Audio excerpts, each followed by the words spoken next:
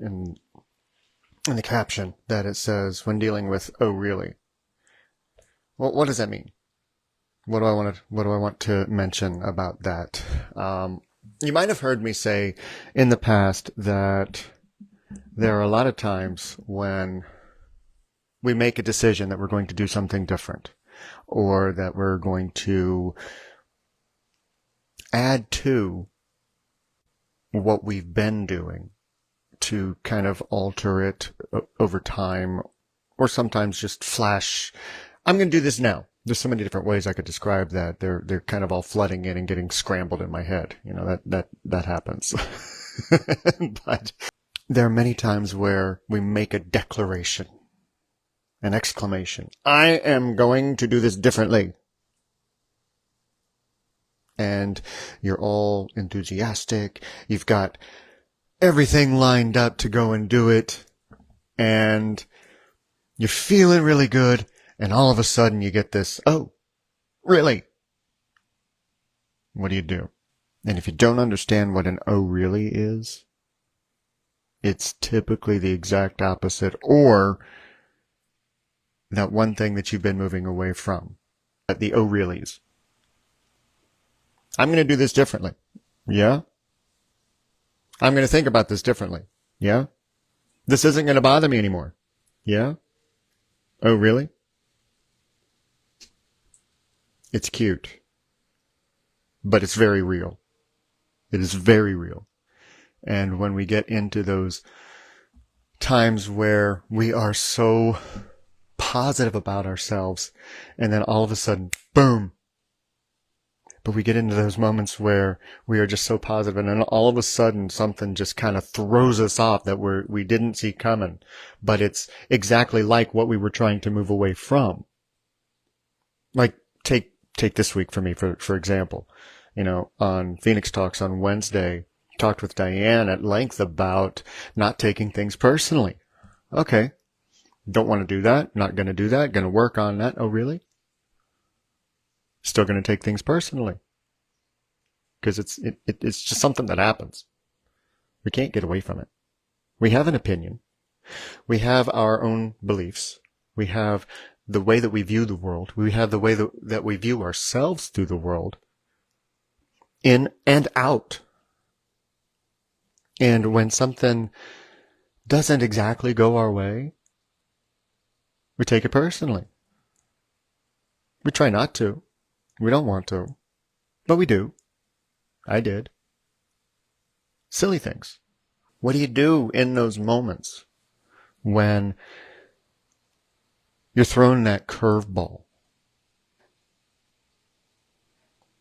that seems to test what it is that you're trying to change, what it is that you're trying to move away from?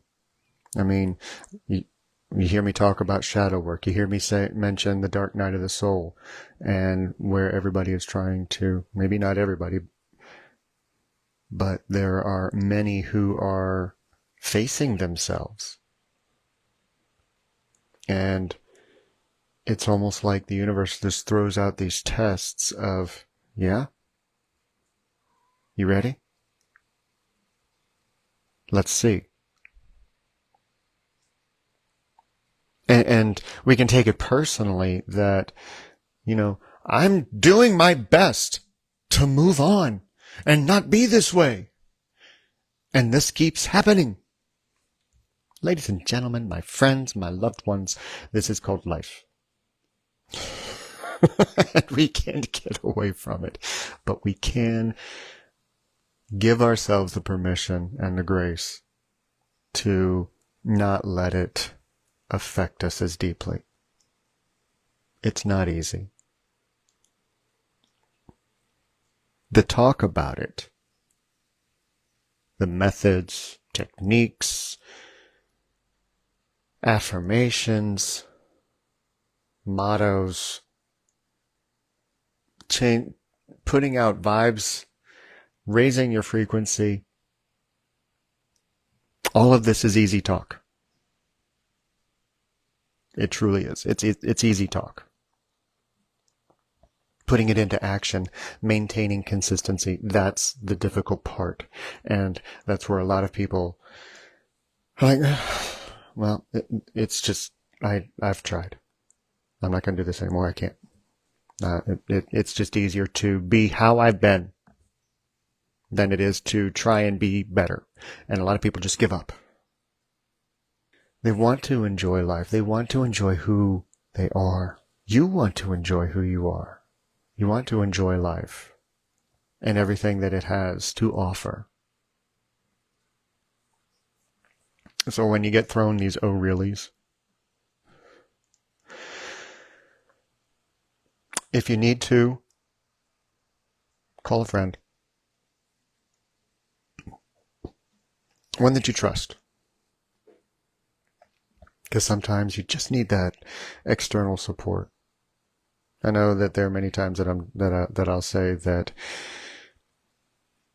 all of what we feel is inside and we are in charge of it. Okay, well sometimes you just need that friendly reminder. Got one yesterday.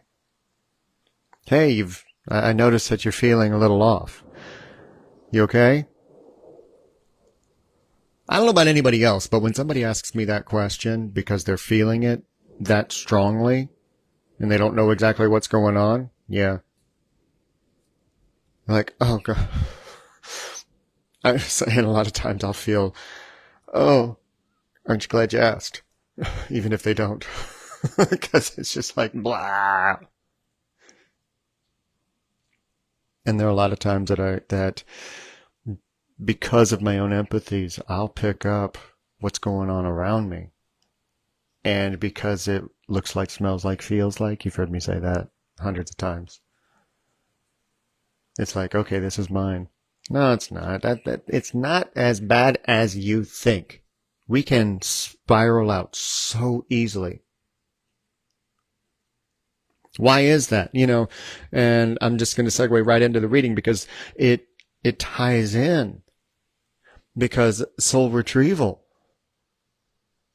Who have we given ourselves permission to view ourselves a certain way?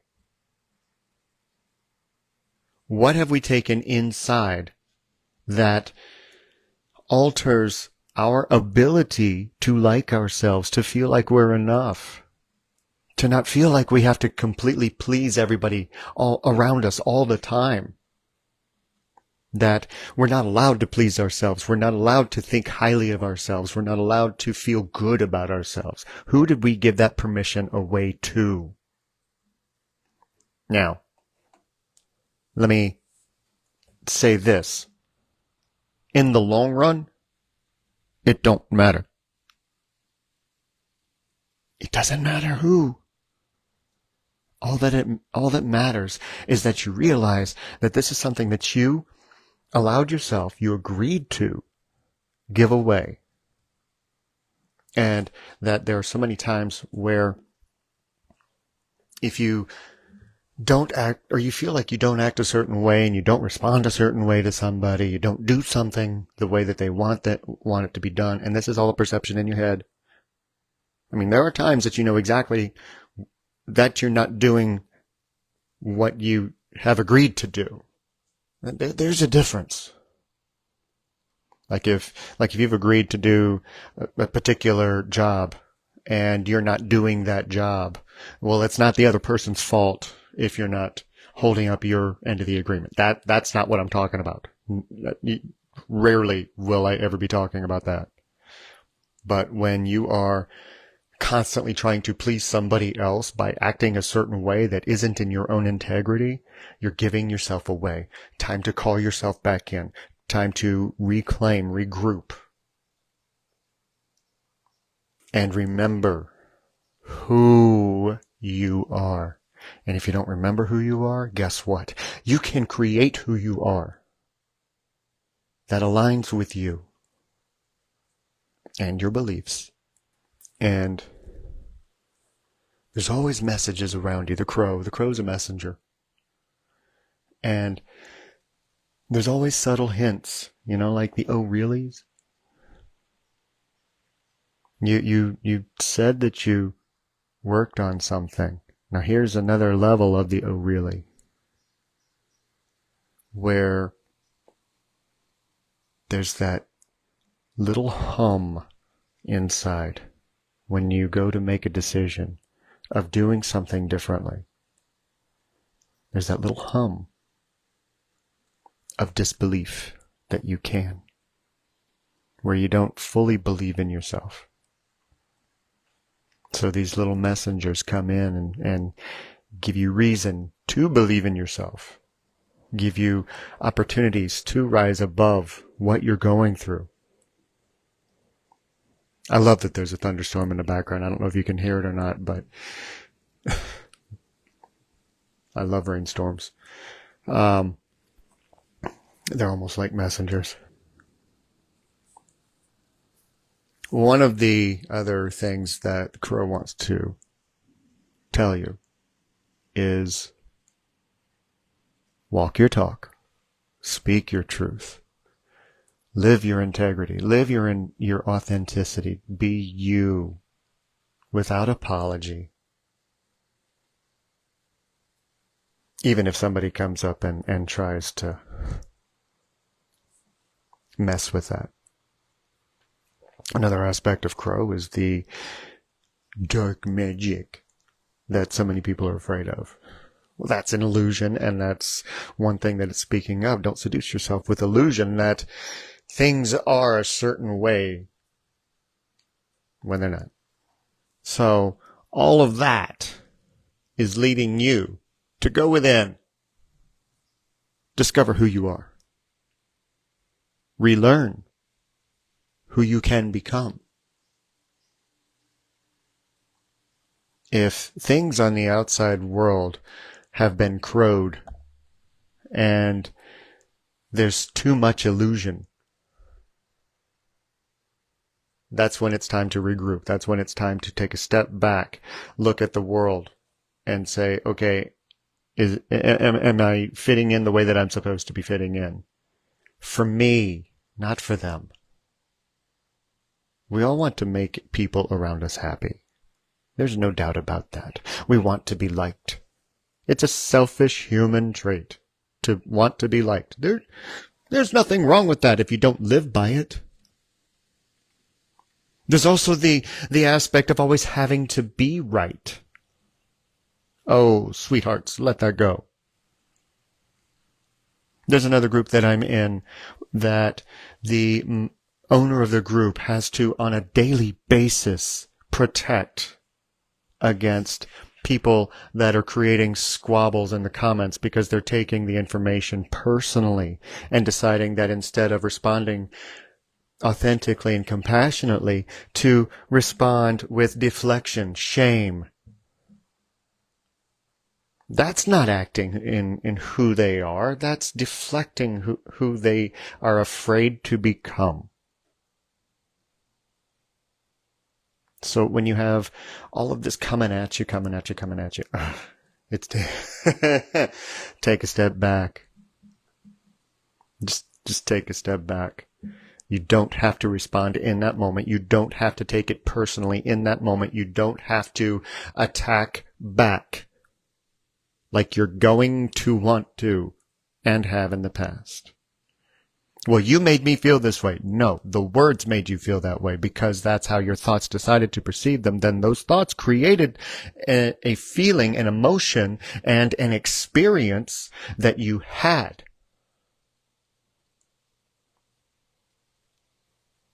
No one holds a magic wand of emotion over you. Simply isn't. No one holds a magic wand of emotion over you. We feel how we feel because we feel what we think and how we perceive what we hear. Exactly, Carrie, and you don't have to be hurt by them either. Facebook is actually deciding to show me the comments so I don't have to look away. So that's awesome. It's a good day. It's a good live day.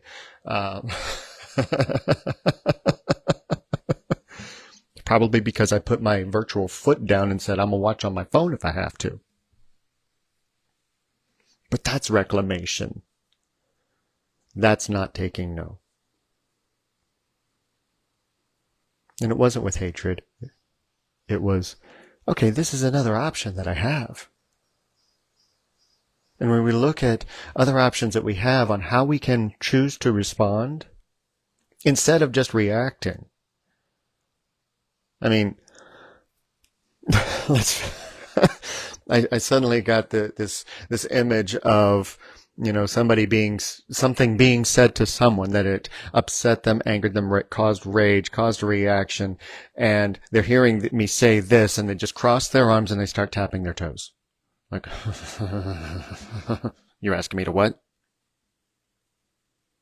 No. I have to say something now. This needs a response. And this is also the perception that they're getting from the person that made the response of, ha ha ha. Well, aren't you going to say anything? You're taking too long to respond. Why aren't you responding yet? And this is the perception that we get inside. And that just yeah, I know that was you. And that just gets locked in. And we feel that our thinking and our thoughts create that experience. So we feel like we have to respond in that second, and we have to react to what they said and defend ourselves. Why? If you know you're not wrong, you don't have to respond. You don't have to take it personally. If you are in the wrong, hold yourself accountable. What's wrong with that? Nothing. It's uncomfortable. Oh, wait, there it is. It's uncomfortable, so we decide not to. Everybody experiences this. And if they say they don't, they're lying to you. If they say that they've never experienced any of this, well, that's denial. And I'm just the wolf to call it out.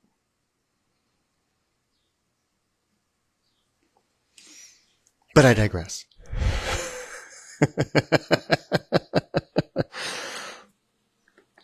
All right, cards. Did you have anything else you wanted to say?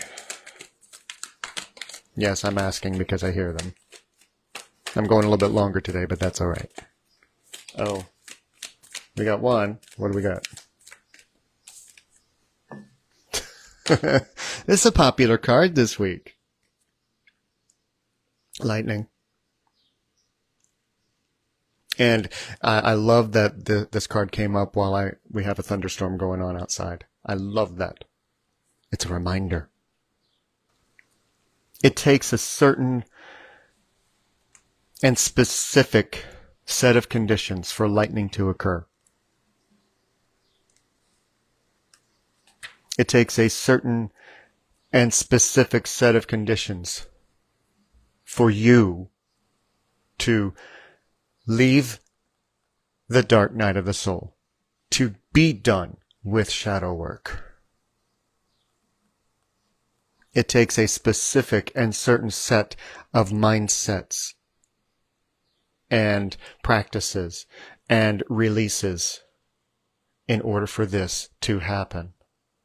For this explosion of light that's just waiting to be released from the inside to happen. And when it comes from the outside, when something in your life happens outside of you, as you're going through all of this, and back to the universal, oh, really? Sometimes it's a good thing, because you get struck with inspiration. You get struck with happiness. All of these things. Sometimes those external explosions that happen outside, to some, they're devastating.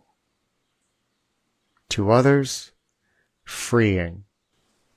It says in a book that lightning has come to help you accept your destiny. Do I believe that there's a destiny written for every human being on the planet? Perhaps. And the only reason that I don't fully believe it is because you can change your journey with a single thought, because that thought becomes an action if you let it. And that single thought, and this is one reason why I don't do prediction readings most of the time. I mean, unless it's something, that's set in stone. This is going to happen. Aside from the fact that we're going to transition from the physical life into the spiritual life at some point. That's going to happen. That's the only thing that's guaranteed in this life. But everything else, what do you feel drawn to? What do you feel guided to? Because our soul's destiny to accomplish something, yeah, I believe that there's that. But how we get there, what we go through to get there, that we decide one day, one moment, 1 second, one thought at a time. And it's completely up to us, which is why I don't deal in prediction. The one destiny I want all of you to have and to choose to have is to be you. Unapologetically. Authentically you. That's what I'm here for. That's my calling. That's what I want to see people do, is rise in their own authenticities and emerge, beautiful phoenixes that live within all of us. So keep going. Love you guys. I love you. And I will see you soon.